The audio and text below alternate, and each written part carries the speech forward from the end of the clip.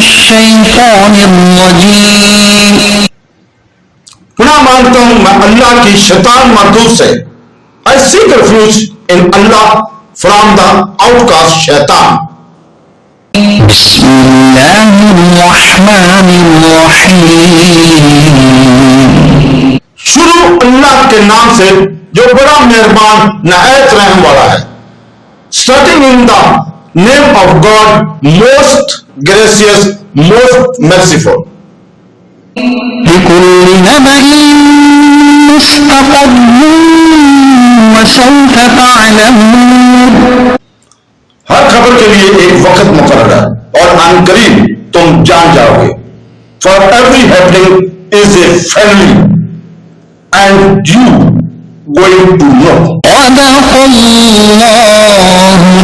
العظیم.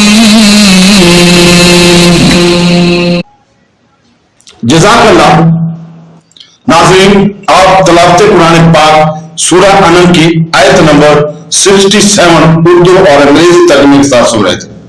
ابن عباس رضی اللہ تعالیٰ عنہ کی روایت کے مطابق پوری سورہ انعام مکہ مکرمہ میں ایک ہی نشست میں نازل ہوئی.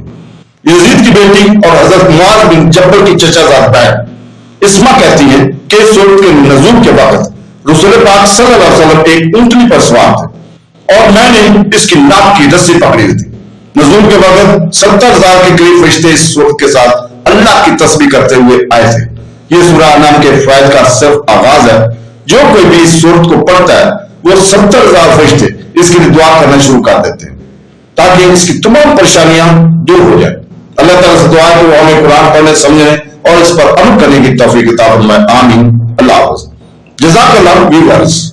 You was hearing تلاوت قرآن پاک verse 67 of Surah Al-An'am with Urdu and English translation according to tradition of Ibn Abbas.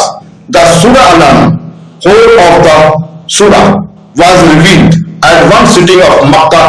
Asma, a daughter of Yazid and a first cousin of Hazrat Muaz bin Jabal, says during the revelations of the Surah, the Holy Prophet was riding on a she-camel and I was holding her nose rope. At the time of descending, there were around 70,000 angels that came along with this surah, glorifying Allah. This is just beginning of the Surah An'am benefits.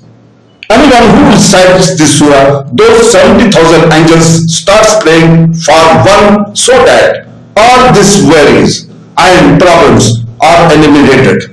We pray to Allah Almighty to give us permission to read, understand and follow Quran. Ameen. Allah Hafiz.